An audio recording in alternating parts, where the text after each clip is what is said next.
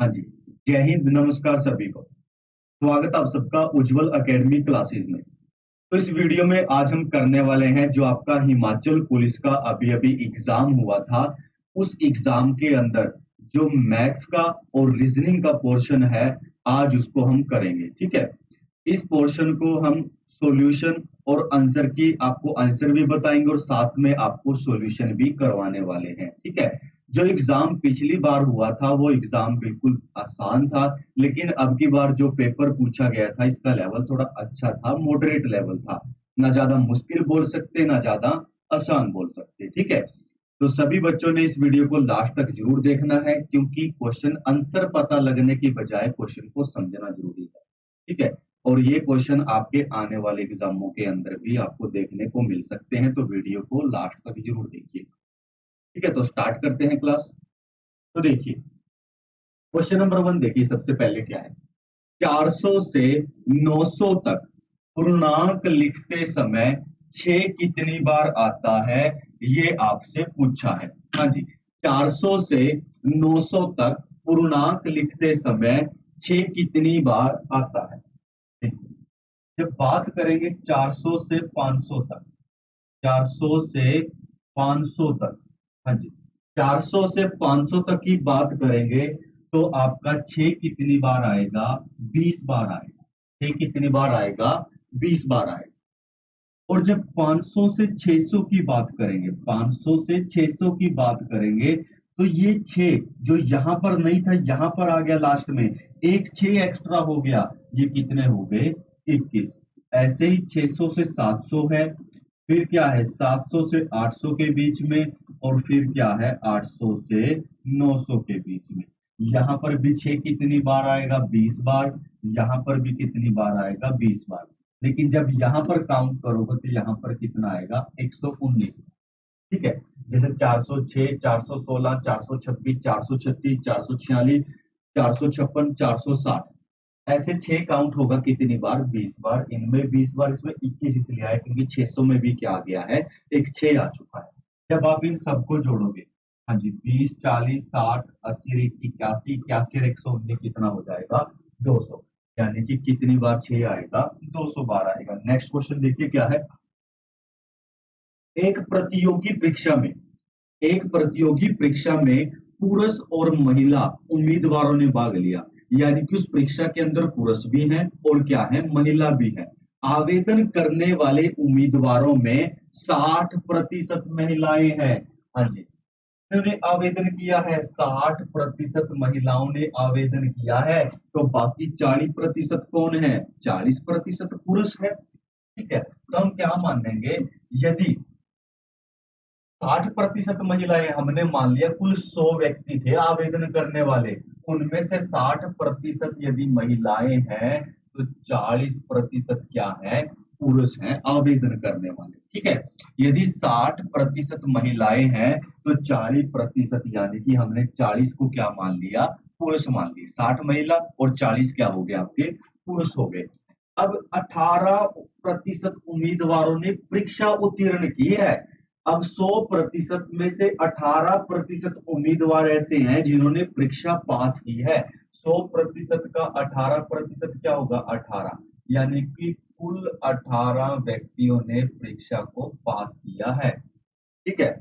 100% की बात करते हैं, 100% को हमने 100 मान लिया। 60% महिलाएं हैं तो 60 क्या होगी, महिलाएं। तो बाकी 40% कौन होंगे, पुरुष होंगे। और 18% क्या हुए हैं, पास हुए हैं, तो हमने 18 को क्या मान लिया, पास मान। उसके बाद उत्तीर्ण होने वाले उम्मीदवारों में 22.22% पुरुष हैं, यानी कि जो ये पास हुए हैं 18, इनमें 22.22% पुरुष हैं, बाकी सारी की सारी कौन है, महिलाएं हैं।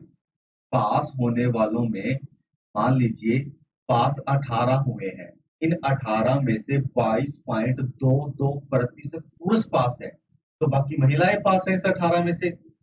तो महिलाएं कितनी फेल हुई, कितने पुरुष पास होंगे।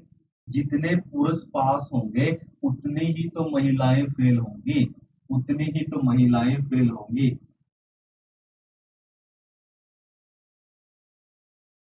अब क्लास में 100 लड़के हैं, 40 लड़के क्या हो गए, पास हो गए। 60 लड़कियां क्या हुई हैं, फेल हुई है। हमने मान लिया क्लास के अंदर 40% लड़के पास हुए हैं और 60% क्या हुई हैं, लड़कियां पास हुई। तो लड़कियां कितने प्रतिशत फेल हुई, 40%। वैसे ही समझिए, यहां पर देखिए एक बार, पास होने वाले उम्मीदवारों में 22.2% कौन पास है, पुरुष पास है। तो इसका मतलब बाकी कौन, महिलाएं पास है। बाकी कौन है, महिलाएं। तो कैसे लिखेंगे, कैसे लिखेंगे, ठीक है। ये बाकी महिलाएं पास है। 8 और 2 10, एक बचा। 7 और 2 9 और 1 10 बचा जी, एक बचा। 7 और 2 9 और 1 10, 7 और 2 9 और 1 10, हो गया पूरा 100%। यानी कि इतने तो पुरुष पास हैं और इतने कौन है, महिलाएं पास। लेकिन वो प्रतिशत किसका पूछ रहा है, कितने प्रतिशत महिला उम्मीदवारों ने परीक्षा पास नहीं की है। पास यानी कि फेल होने की बात कर रहे हैं, कितने प्रतिशत महिलाएं फेल हुए हैं, तो वही चेक करेंगे। हाँ जी, 18 का 22.22%, इतनी तो पास है ना, महिलाएं इतनी तो पास है। इसका मतलब महिलाएं कितनी फेल हुई, इतनी फेल हुई। तो निकाल लीजिए, 18 का तो 22.22% हटाएंगे, डिवाइड में 100 आएगा। 18 गुणा में जो क्या, 2 2 2 पॉइंट हटाएंगे तो एक और 100 आ जाएगा नीचे। कितनी होगी, 4। हाँ जी, इसको गुणा करो 18 को, 18 को गुणा करिए। 8 दूनी 16, 8 दूनी 16 एक 17, 17 का फिर एक, 8 दूनी 16 एक 17, उसके बाद 2 2 2 हो गया। 6 9 9 9 3, कितना आ गया आपका, 40,996। बटे में क्या पड़ा है, 10,000 है। अब 4 जीरो है, 4 पॉइंट छोड़कर 4 अंक छोड़कर पॉइंट लगाएंगे तो क्या आ जाएगा, 3.99 आ जाएगा। यानी कि 4 हम मान सकते हैं। क्या मान सकते हैं, 4 मान सकते हैं। इसका मतलब क्या पता चला कि इस 18 में से ना 4 लड़कियां क्या हुई हैं, फेल हुई हैं। 18 में से 4 लड़कियां फेल हुई है। तो पास कितनी लड़कियां हुई हैं, पास कितनी लड़कियां हुई हैं, 14 लड़कियां पास हुई हैं। इस 18 में से सिर्फ 14 लड़कियां ही पास हुई हैं। क्लियर है। लेकिन कुल लड़कियां है कितनी थी, कुल लड़कियां तो 60 थी। कुल लड़कियां कितनी थी, कुल लड़कियां तो 60 थी, ये देखो 60 थी। लेकिन इनमें से सिर्फ 14 ही पास हुई है। तो टोटल फेल कितनी हुई, 46 हुई। 60 में से 46 फेल, इसी का तो प्रतिशत निकालना है। गुणा कर दीजिए 100 से। 2 तिये 6, 2 पंजे 10, गुणा करिए 16 पंजे 46 पंजे, 5 के 30, 3 बचा, 5 के 20, ये हो गया 23/3। हाँ जी, 3 सत्ते 21, कितना बचा, 2 जीरो, 3 छिके 18, फिर क्या बचा, 2 जीरो, 3 छिके 18, यानी कि 76.67% आपका क्या होगा, आंसर होगा। एक बार दोबारा ध्यान से सुनिए, 18% क्या हुए हैं, पास हुए हैं। इस 18% के अंदर आपके पास महिलाएं भी हैं और पुरुष भी हैं। अब इसने बोल दिया कि 18% में से 22.22% कौन पास है, पुरुष पास है। इसका मतलब फेल कितनी महिलाएं हैं, जितने पुरुष पास है उतनी ही महिलाएं फेल हैं। तो 22.22% महिलाएं फेल हैं। तो फेल जब हमने निकाला, कितनी महिलाएं फेल हुई, 18 में से 4 महिलाएं फेल हो गई। इसका मतलब महिलाएं पास कितनी है, 18 में से 14 महिलाएं पास हैं।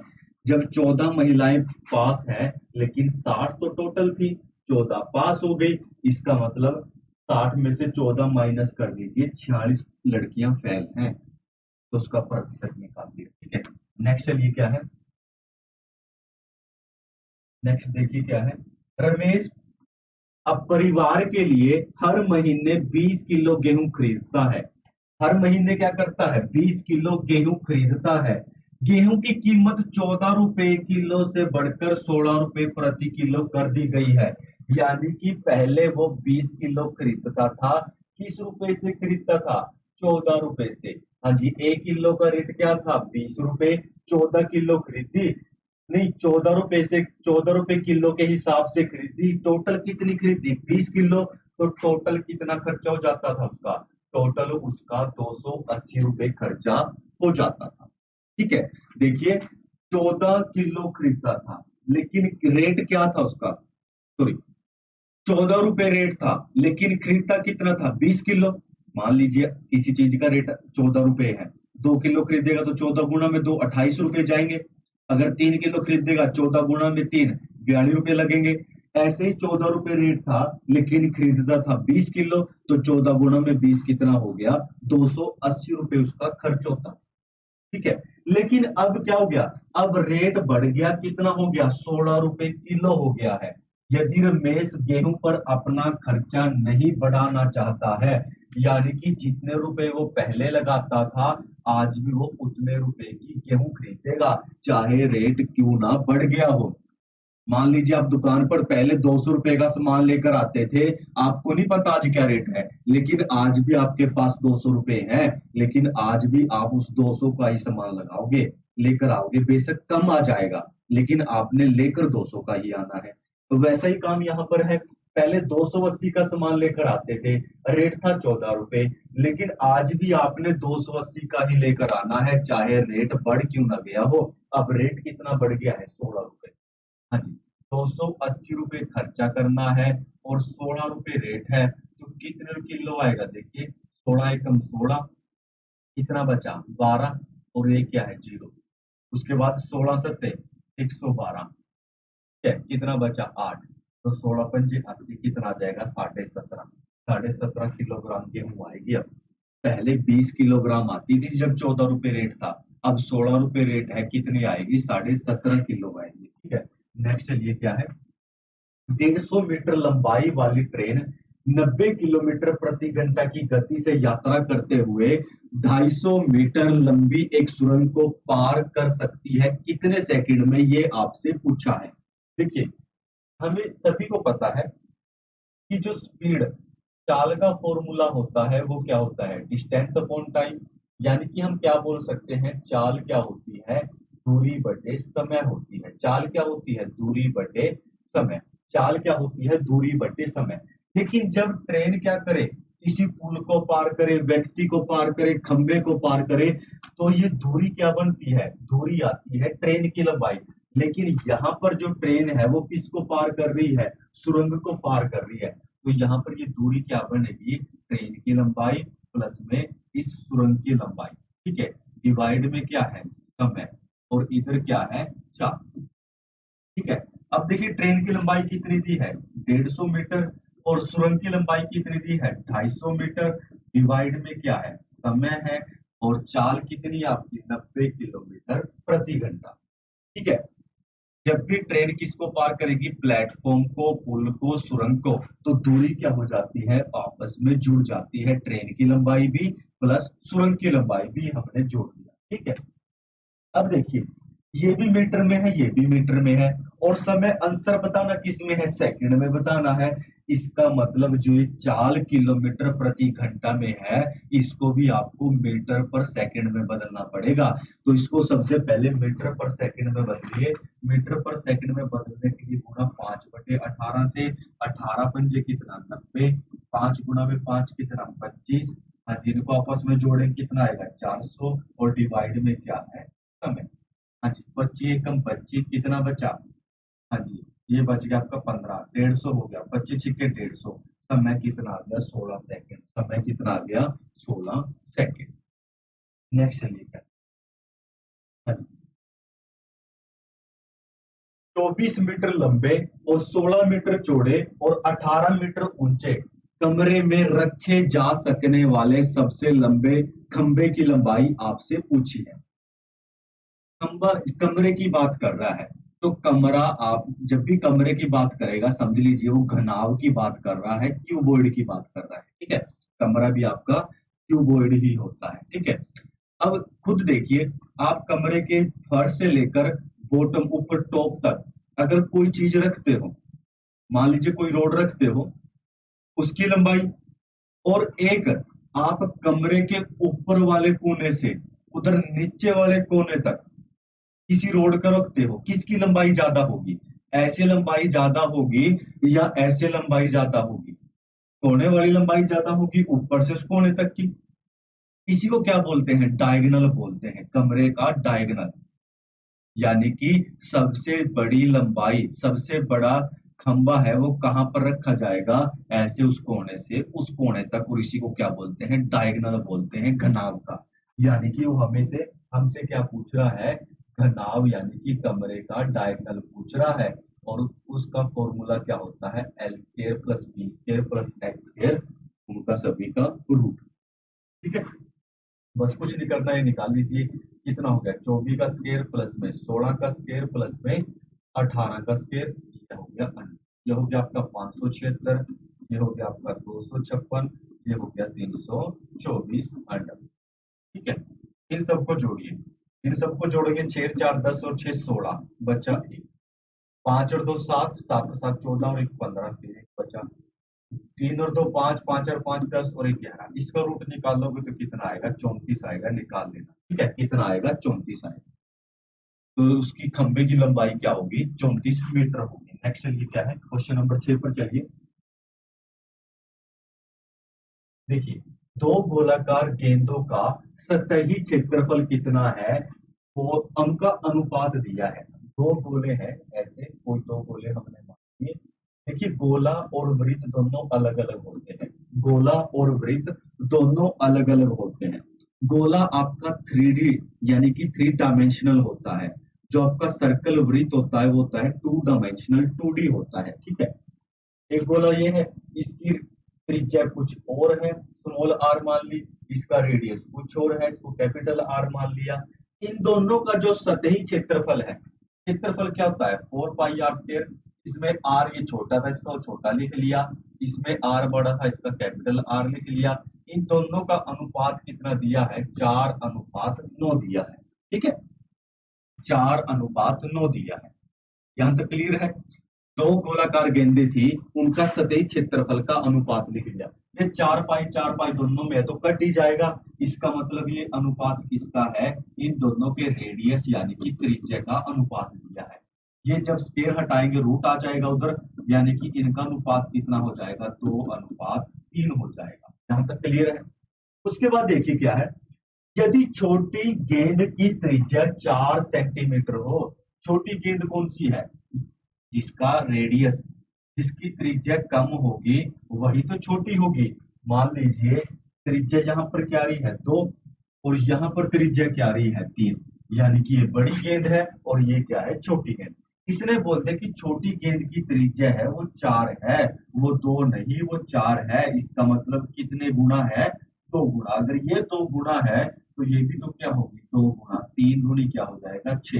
यानी कि 6 सेंटीमीटर आंसर आ जाएगा, बड़ी गेंद की त्रिज्या आ जाएगी। नेक्स्ट चलिए, क्या है उसके बाद। एक मछली टैंक, एक मछली टैंक घनाभ के आकार की है। श्याम जो अधिक मछलियां रखने के लिए टैंक का आयतन बढ़ाना चाहता है। कोई टैंक है, टैंक भी क्या होगा आपका? क्यूबॉइड आकार का।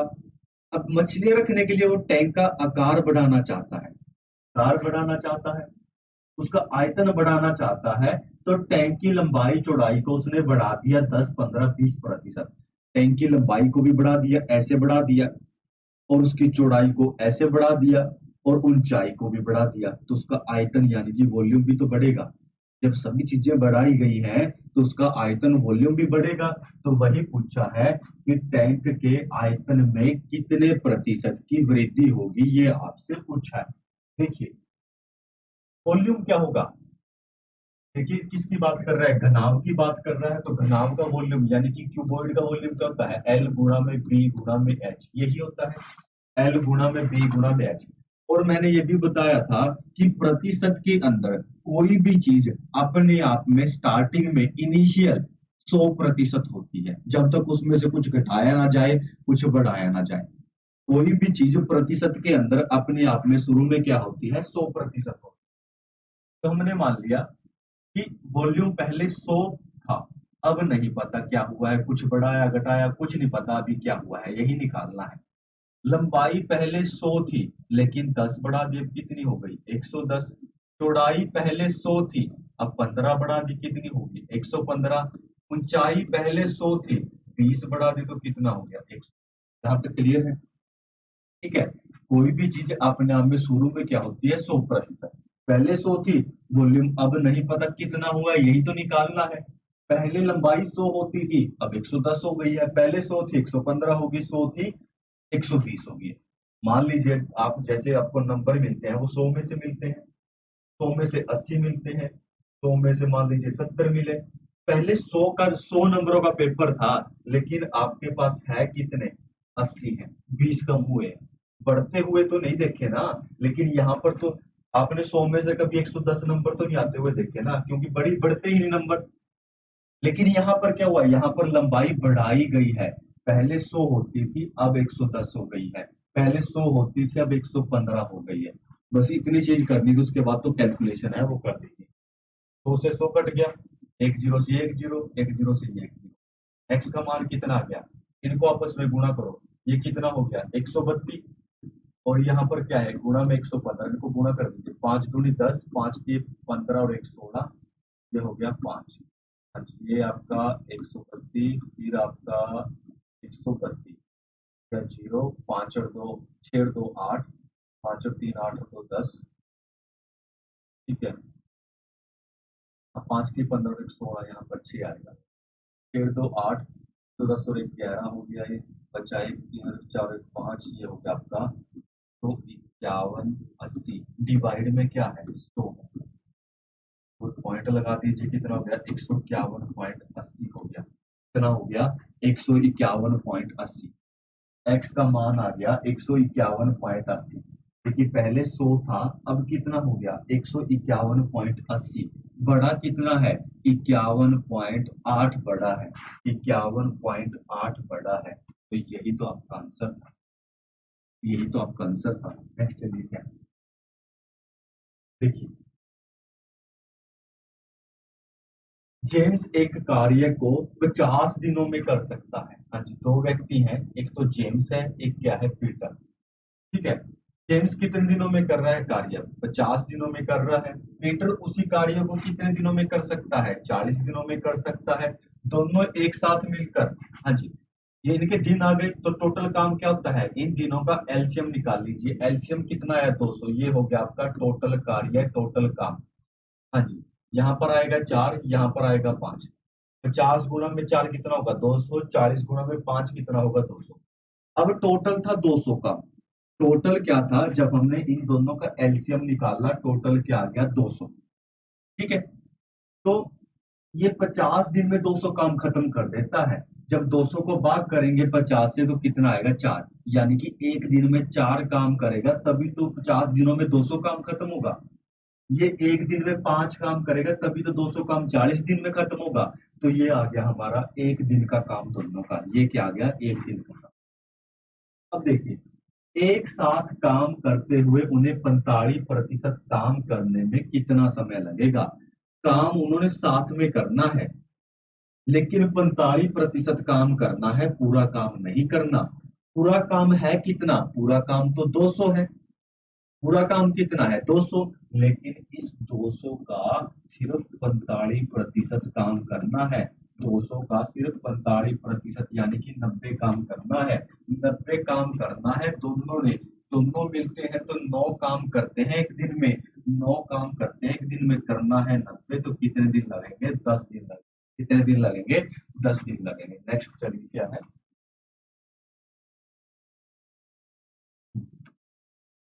क्या है 40 20 20 30 60 150। उसके बाद पूछा है कि आपसे क्या आएगा। देखिए, हमने सबसे पहले क्या करना होता है, इन दो के, इन तीनों के बारे में पता लगाना है क्या तरीका लग रहा है।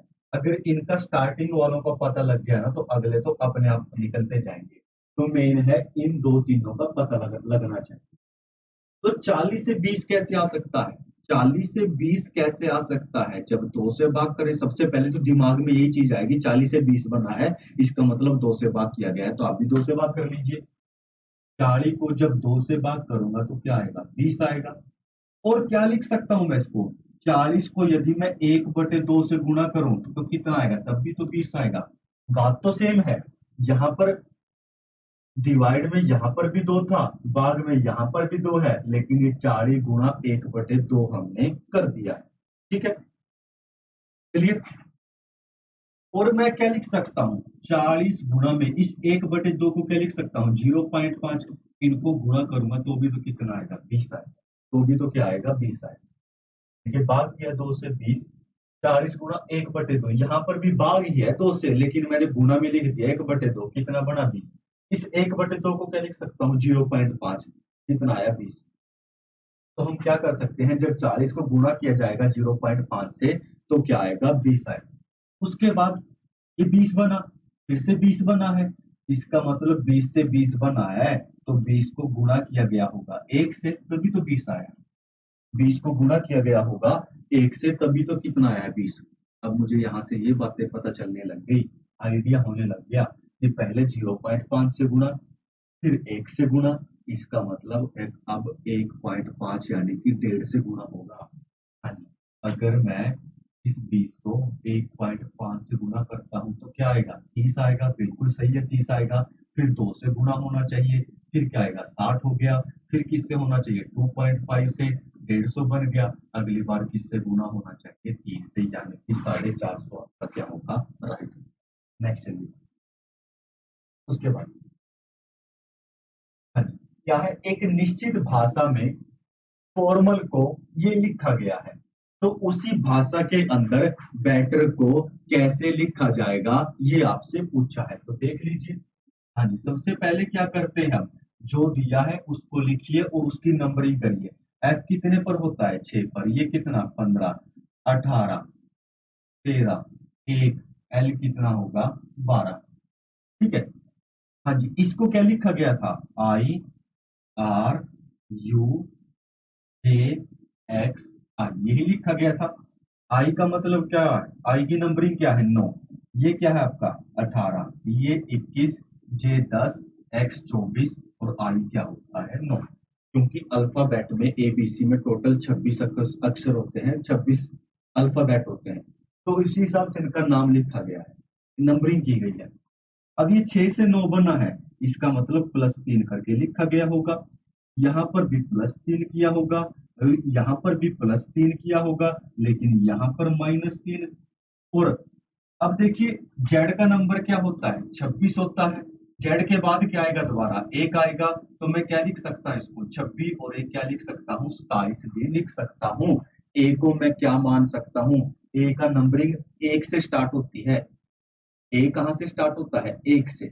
लेकिन मैं और क्या लिख सकता हूँ, जेड बना 26 और ए का नंबर क्या है, 1, तो मैं इसको 27 भी लिख सकता हूँ।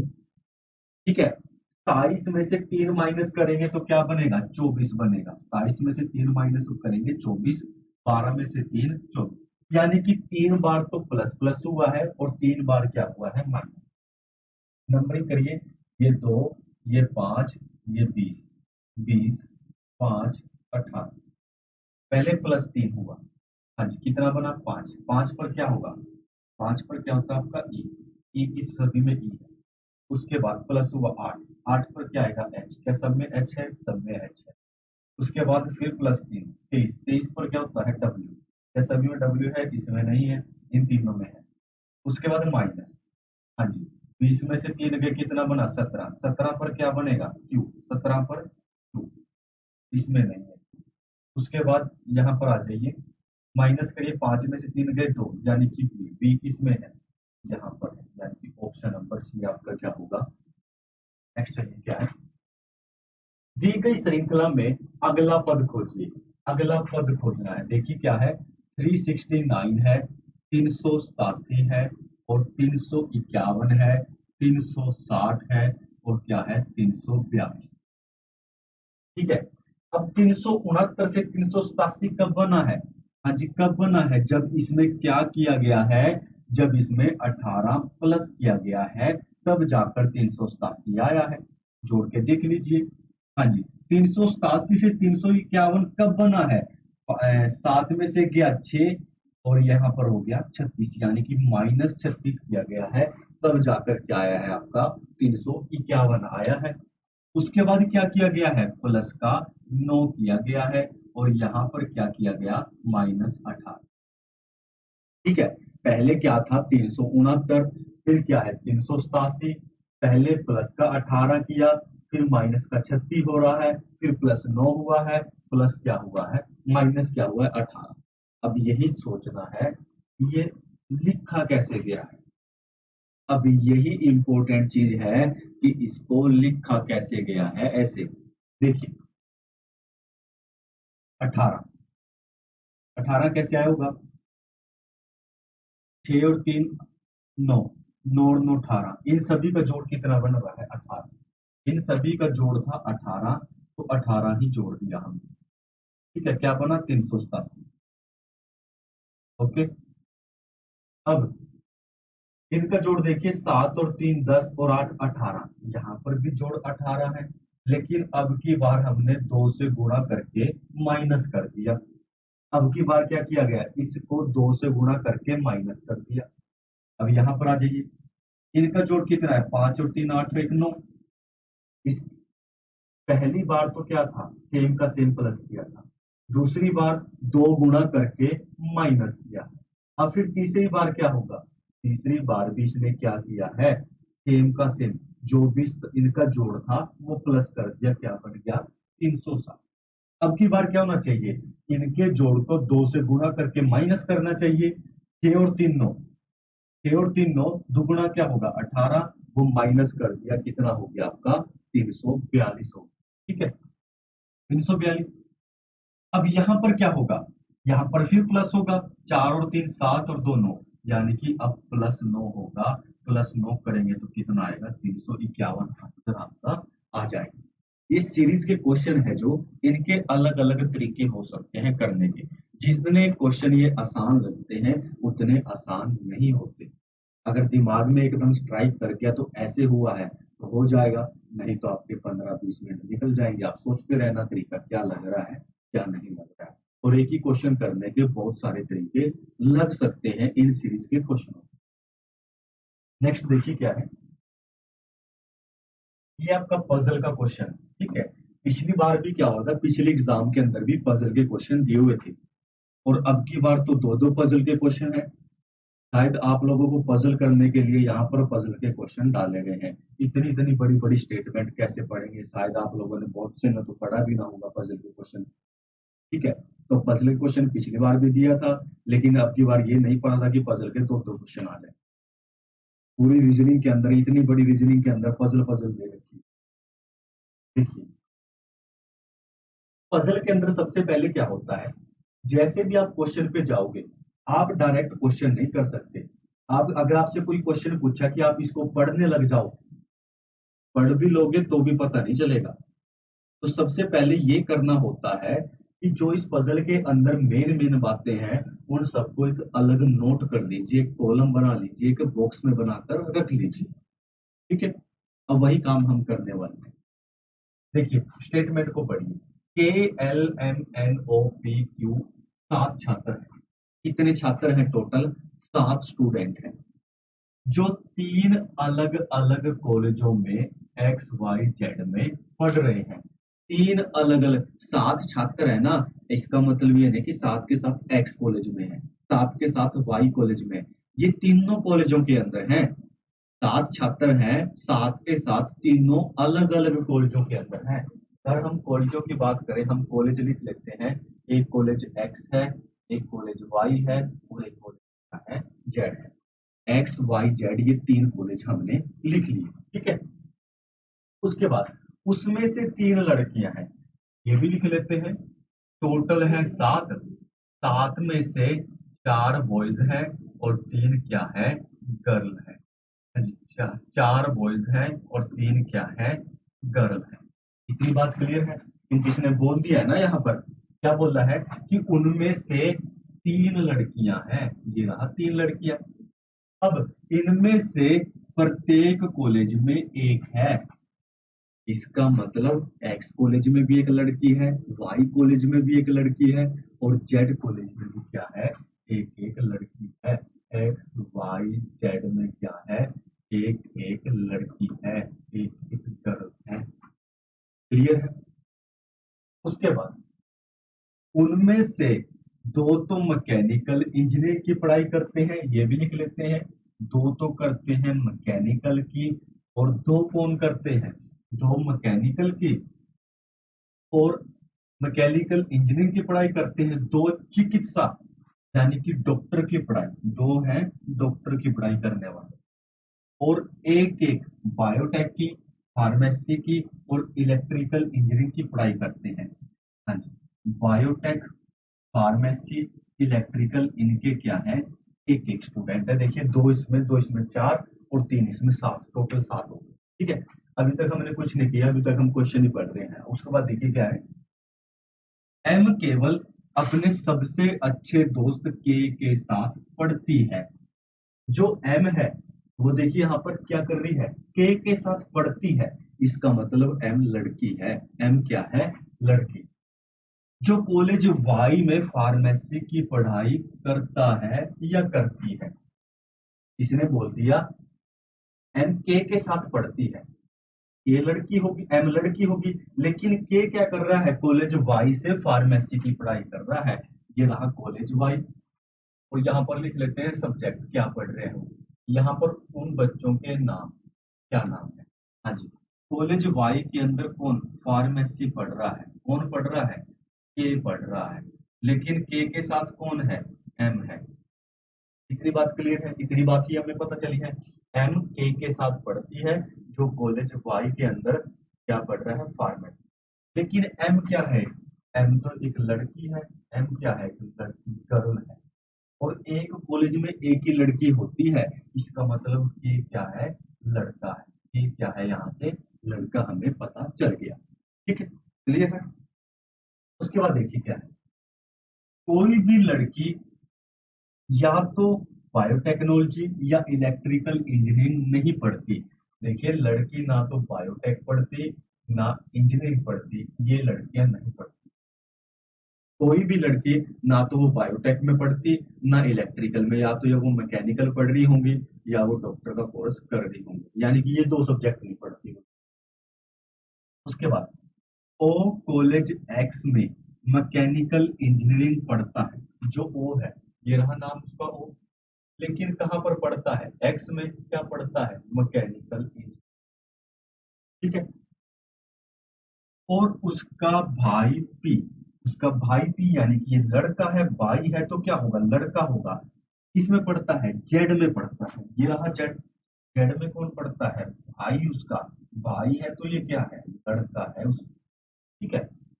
कॉलेज जेड में पढ़ता है, क्या पढ़ता है? Electrical engineering. क्या पढ़ता है? Electrical engineering. इसमें ही देखा था ना, करता है या करती है, वो आपको उलझाने के लिए कि लड़का है लड़की है, लेकिन यहाँ पहले ही पता चल गया पी क्या है, लड़का है।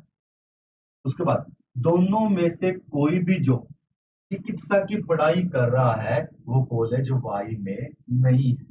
यानी कि जो भी डॉक्टर की पढ़ाई करता है वो कॉलेज वाई में नहीं है।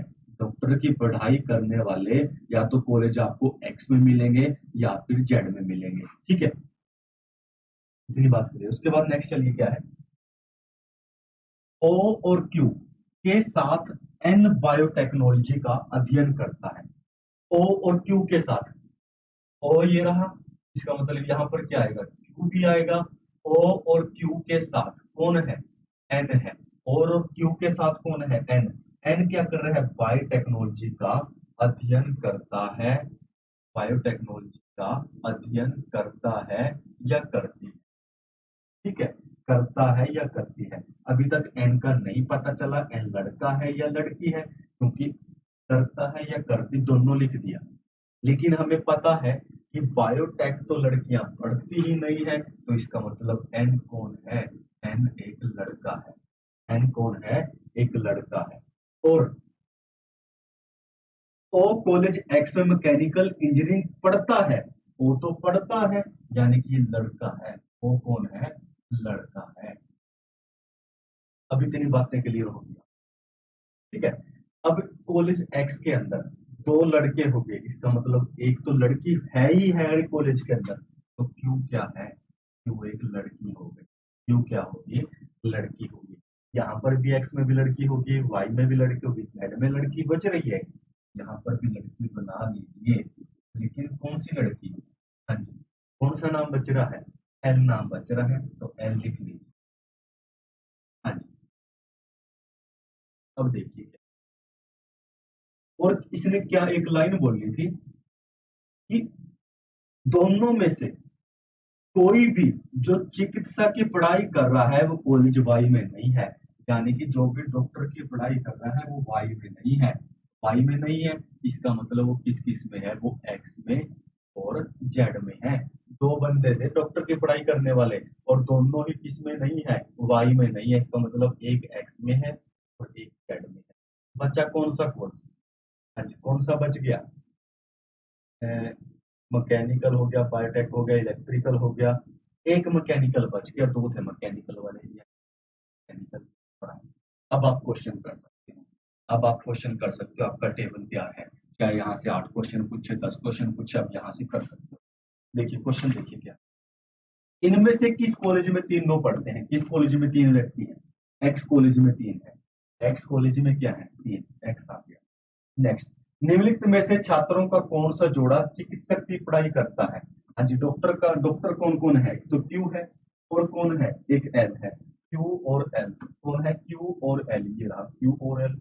नेक्स्ट चलिए क्या है, ओ के अलावा मैकेनिकल इंजीनियरिंग कौन पढ़ता है? ओ के अलावा कौन है मैकेनिकल में? ओ ये रहा मैकेनिकल में। और कौन है? एम मैकेनिकल में है। कौन है? एम मैकेनिकल में है, ये रहा मैकेनिकल में। नेक्स्ट देखिए क्या है, संग्रहालय कहाँ? क्वेश्चन नंबर 16 पे आ जाइए। देखिए क्या है, संग्रहालय का संबंध क्यूरेटर से है, उसी प्रकार जिस प्रकार कारागार का संबंध किससे है? देखिए संग्रहालय में जो देख रेख करता है, जो प्रबंधक होता है, उसको क्या बोला जाता है? क्यूरेटर बोला जाता है। ठीक है, संग्रहालय के जो देख रेख करता है, जो उसका प्रबंधक होता है, उसको क्या बोला जाता है? क्यूरेटर। ऐसे ही कारागार का जो कार्यभार होता है वो किसके पास होता है? जेलर के पास होता है। तो यहाँ पर आपका ऑप्शन आएगा जेलर। ठीक है, उसके बाद देखिए इसमें क्या बनाना था, जो नीचे विकल्प है ये, इसकी मिरर इमेज यानी कि दर्पण इमेज लिखनी थी। मिरर इमेज यानी कि दर्पण। तो हमने क्या किया, इधर हम मिरर लिख लेते हैं, दर्पण इमेज। ठीक है, मिरर लिख लेते हैं। अब मिरर के अंदर क्या होता है? पास वाली चीज पास दिखती है, दूर वाली चीज दूर दिखती है। मिरर क्या, क्या आप ऐसे हाथ करोगे तो पहले आपका हाथ दिखेगा, फिर आप दिखोगे। यानी कि मिरर के जो चीज पास होगी ना, पहले पास वाली चीज दिखेगी। वही काम यहाँ करना है।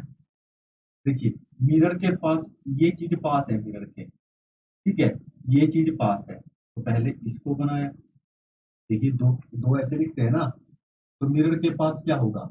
ये वाला हिस्सा मिरर के पास है, तो पहले ये बने। ऐसे हमने भी ऐसे कर दिया। उसके बाद ये हिस्सा भी मिरर के पास जा रहा है ऐसे, तो ये हम भी क्या करेंगे, इसको ऐसे ले जाएंगे मिरर के पास। क्लियर है? उसके बाद ये एक, ये मिरर से दूर है ऐसे, तो हमें भी क्या करना पड़ेगा, इसको मिरर से दूर करना पड़ेगा। ये कर दिया मिरर से दूर। उसके बाद ओ का ओ लिख दिया। जो क्यू का ये सिंबल था, ये मिरर की तरफ जा रहा था, तो इसको भी हम क्या करेंगे, मिरर की तरफ करेंगे। और ऐसा आपका एक ही ऑप्शन में है, ऑप्शन नंबर बी है शायद, चेक कर लेना। ऐसे आपने मिरर इमेज लिखनी है। ठीक है, नेक्स्ट चलिए 18 पे चलिए।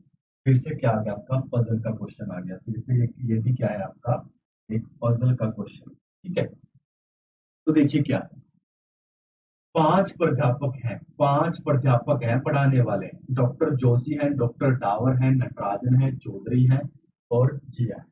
ये क्या करते हैं, 4 विश्वविद्यालय में पढ़ाते हैं, दिल्ली, गुजरात, बॉम्बे और उस्मानी। 5 अलग अलग विषयों में पढ़ाते हैं। 5 प्राध्यापक हैं पढ़ाने वाले, और पांचों अलग अलग सब्जेक्ट पढ़ाते हैं। लेकिन विश्वविद्यालय कितने हैं? 4। इसका मतलब कोई दो व्यक्ति एक विश्वविद्यालय में पढ़ाता है। अब देख लीजिए, जो जो दिया है उसको लिख लीजिए। पहले क्या करते हैं, नाम लिख लेते हैं। नाम, इसके नाम क्या क्या, और कौन सा सब्जेक्ट पढ़ाते हैं, कौन सी यूनिवर्सिटी में है, ये चीजें नोट करिए। इनके नाम है, और विश्वविद्यालय के नाम है और क्या ये सब्जेक्ट पढ़ाते हैं ये भी लिखना है। ठीक है, तो सबसे पहले क्या करिए, यहाँ पर आ जाइए। डॉक्टर चौधरी बॉम्बे विश्वविद्यालय में प्राणी विज्ञान, पहले इन सभी के नाम लिख लीजिए कौन कौन है। डॉक्टर जोशी, डॉक्टर जोशी आ गया, सर डावर और नटराजन, नटराजन हो गया और चौधरी हो गया, ठीक है, और डॉक्टर 2 4 5, ठीक है। अब देखिए जो डॉक्टर चौधरी है वो बॉम्बे विश्वविद्यालय में पढ़ाता है। डॉक्टर चौधरी कहाँ, ये रहा, हाँ जी, इसमें पढ़ाता है बॉम्बे विश्वविद्यालय में। सब्जेक्ट क्या है, प्राणी विज्ञान, यानी कि ये पढ़ाता है आपको प्राणी विज्ञान, प्राणी विज्ञान पढ़ाता है, लेकिन किसमें, बॉम्बे विश्वविद्यालय, किसमें, बॉम्बे विश्वविद्यालय। ठीक है, क्लियर। उसके बाद जो डॉक्टर नटराजन है ना तो उस्मानिया विश्वविद्यालय में और ना ही दिल्ली विश्वविद्यालय में पढ़ाता है। डॉक्टर नटराजन है ये उस्मानिया में भी नहीं पढ़ाता और दिल्ली में भी नहीं पढ़ाता, उस्मानिया में भी नहीं है, दिल्ली में भी नहीं है, तो किस किस में हो सकता है, गुजरात में हो सकता है और बॉम्बे विश्वविद्यालय में हो सकता है। तो इन दोनों में हो सकता है, में हो सकता है वो लिख लीजिए, बाद में देख लेंगे, जो कटेगा उसको काट देंगे। ये तो है, इधर आएगा गुजरात, गुजरात और बॉम्बे।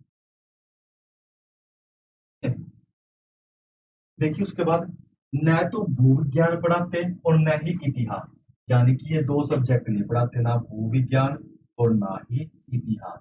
इसका मतलब ये क्या क्या पढ़ाते हैं, ना तो भू विज्ञान ना इतिहास। या तो ये फिजिक्स पढ़ाने वाले हो सकते हैं, या फिर वनस्पति विज्ञान पढ़ाने वाले हो सकते हैं, या फिर प्राणी विज्ञान। ठीक है? प्राणी विज्ञान तो पढ़ा नहीं सकता क्योंकि प्राणी विज्ञान इसने पहले ही पढ़ा दिया है चौधरी ने। प्राणी विज्ञान, देखिए इसने बोला था ना, ना तो इतिहास पढ़ाता ना वो विज्ञान, ये भी नहीं पढ़ाएगा ये भी नहीं पढ़ाएगा। और हर एक टीचर का अपना एक अलग सब्जेक्ट है। जब ये एक प्राणी विज्ञान पढ़ा चुका है तो ना ये नटराजन कैसे प्राणी विज्ञान पढ़ा सकता है। इसका मतलब क्या सकता है, वनस्पति विज्ञान और भौतिकी यानी कि फिजिक्स क्या सकता है, भौतिकी और वनस्पति विज्ञान, ये दो हो सकते हैं, ये दो हो सकते हैं। उसके बाद ये हो गया। डॉक्टर जिया फिजिक्स पढ़ाती हैं, ये रही जिया, क्या पढ़ाती है, फिजिक्स यानी कि भौतिकी। लेकिन न तो बॉम्बे विश्वविद्यालय में पढ़ाती, ना उस्मानिया में पढ़ाती, ना तो बॉम्बे में और ना ही उस्मानिया में। क्या बचा, दिल्ली और गुजरात। क्या बचा, दिल्ली और गुजरात। क्या बचा, दिल्ली और गुजरात। ठीक है, क्लियर है।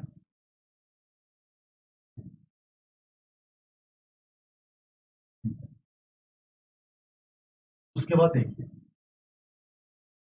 डॉक्टर जोशी दिल्ली विश्वविद्यालय में इतिहास पढ़ाते हैं। ये रहा डॉक्टर जोशी, क्या पढ़ाते हैं, इतिहास। कहाँ पर, इतिहास पढ़ाते हैं लेकिन दिल्ली विश्वविद्यालय में। ठीक है, उसके बाद दो प्राध्यापक गुजरात विश्वविद्यालय से हैं, यानी कि दो प्राध्यापक हैं जो वो गुजरात से। अगर ये गुजरात, देखिए दिल्ली से तो दो हो नहीं सकते, इसने बोल दिया दो प्राध्यापक गुजरात से हैं। एक दिल्ली, ये तो फिक्स था दिल्ली में पढ़ा रहा है, तो इसकी संभावना नहीं है ये भी दिल्ली में पढ़ाए। यहाँ से इसने साफ साफ बोल दिया था कि ये दिल्ली में पढ़ाता है, तो ये कैसे पढ़ा सकता है दिल्ली में, यहाँ से कट जाएगा। गुजरात में पढ़ाने वाले दो हैं तो ये दोनों गुजरात के हो सकते हैं पढ़ाने वाले, लेकिन बॉम्बे के दो नहीं है, ये यहाँ से कट जाएगा क्योंकि बॉम्बे था, वो क्लियर दिया गया था। ठीक है, उसके बाद क्या बचा, डॉक्टर टावर। क्या बचा, डॉक्टर टावर। कौन सब्जेक्ट बचा, हाँ जी, प्राणी विज्ञान, वनस्पति विज्ञान हो गया, भौतिकी। यहाँ से देखिए अगर डॉक्टर जिया भौतिकी पढ़ाते हैं तो ये फिजिक्स कैसे पढ़ा सकता है नटराजन। हर एक टीचर एक ही सब्जेक्ट पढ़ा सकता है, इसका मतलब नटराजन फिजिक्स नहीं पढ़ा सकता। वो क्या पढ़ाता है, वनस्पति विज्ञान। इतिहास हो गया, वनस्पति विज्ञान हो गया, प्राणी विज्ञान हो गया, भौतिकी हो गया, तो क्या बच गया, टावर क्या पढ़ाता है? भूविज्ञान पढ़ाता है। क्या पढ़ाता है? भूविज्ञान। दिल्ली 2 बार हो गया, नहीं, गुजरात 2 बार हो गया, बॉम्बे हो गया, दिल्ली हो गया, तो क्या बचा? उस्मानिया बचा। क्या बचा? उस्मानिया। यह बन गया आपका टेबल है। यहाँ से अब आप जितने भी मर्जी क्वेश्चन पूछे सारे के सारे बता सकते। क्वेश्चन देखिए, भूविज्ञान कौन पढ़ाता है? भूविज्ञान कौन पढ़ाएगा? आपका डॉक्टर टावर। देख लीजिए, भूविज्ञान कौन पढ़ाएगा? भूविज्ञान डॉक्टर टावर पढ़ाएगा। नेक्स्ट चलिए क्या है? डॉक्टर जिया किस विश्वविद्यालय से है? डॉक्टर जिया। डॉक्टर जिया आपकी दिल्ली विश्वविद्यालय से, डॉक्टर जिया नहीं, गुजरात से। डॉक्टर जिया किस विश्वविद्यालय से है? गुजरात से। डॉक्टर जिया गुजरात से। नेक्स्ट, वनस्पति विज्ञान कौन पढ़ाता है? वनस्पति विज्ञान देख लीजिए, वनस्पति विज्ञान कौन पढ़ाता है? ये रहा, नटराजन पढ़ाता है। वनस्पति विज्ञान कौन पढ़ाता है? नटराजन। वनस्पति विज्ञान नटराजन। उसके बाद उस्मानिया विश्वविद्यालय से कौन है? डॉक्टर टावर है। चेक कर लीजिए, डॉक्टर टावर है। निम्नलिखित संयोजन में से कौन सा सही है? डॉक्टर नटराजन किसमें पढ़ा रहा है? गुजरात विश्वविद्यालय में। चेक करिए, डॉक्टर नटराजन किसमें पढ़ा रहा है? डॉक्टर नटराजन गुजरात में पढ़ा रहा है। यहाँ पर हो जाएगा आपका ऑप्शन नंबर डी। 24 पर आ जाइए। हाँ जी, क्वेश्चन नंबर 24 पर आइए।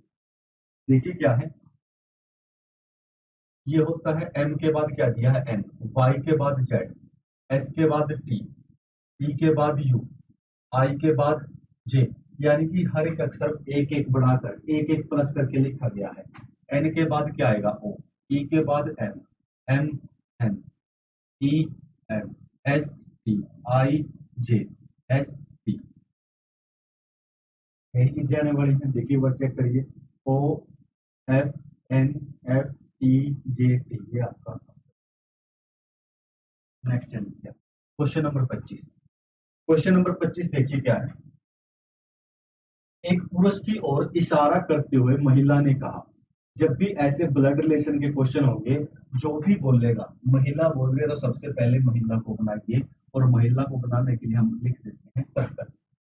अलग अलग रिप्रेजेंटेशन आप अपने तरीके से जैसे मर्जी बना सकते हो। सबसे पहले ध्यान रखना है, जो भी बोल रहा है, जो भी कह रहा है, उसको बनाइए, उसको। उसके बाद चेक करना है मेरा या मेरी शब्द कहां पर लिखा है। देखिए, महिला ने कहा कि मेरी माँ, यानी कि इस महिला की माँ। तो यहाँ पर एक और औरत बना दी हमने कि मेरी माँ की इकलौती बेटी। हाँ जी, महिला बोल रही है, ये क्या बोल रही है? कि मेरी माँ, इसकी माँ ये रही, इकलौती बेटी, ये खुद ही तो होगी इकलौती बेटी, खुद ही तो इकलौती बेटी होगी, मेरी माँ की इकलौती बेटी है। अब पूरा क्वेश्चन देखिए क्या है। एक पुरुष की ओर इशारा कर रही थी ये महिला, और बोल रही थी कि उसकी माँ, उस पुरुष की जो माँ है, जिसकी तरफ इशारा कर रही है, कि उस पुरुष की जो माँ है वो मेरी माँ की इकलौती बेटी है, यानी कि ये खुद उस पुरुष की माँ है। ये क्या है? खुद उस पुरुष की माँ है। इसने क्या बोला था? इसकी तरफ इशारा किया था और बोला था कि जो इसकी माँ है, यानी कि ये, वो मेरी माँ की इकलौती बेटी है, यानी कि वो खुद की बात कर रही है। तो क्या पूछा है? महिला का पुरुष से क्या संबंध है? महिला क्या लगी पुरुष की, क्या लगेगी? माता लगेगी। नेक्स्ट चलिए, ठीक है।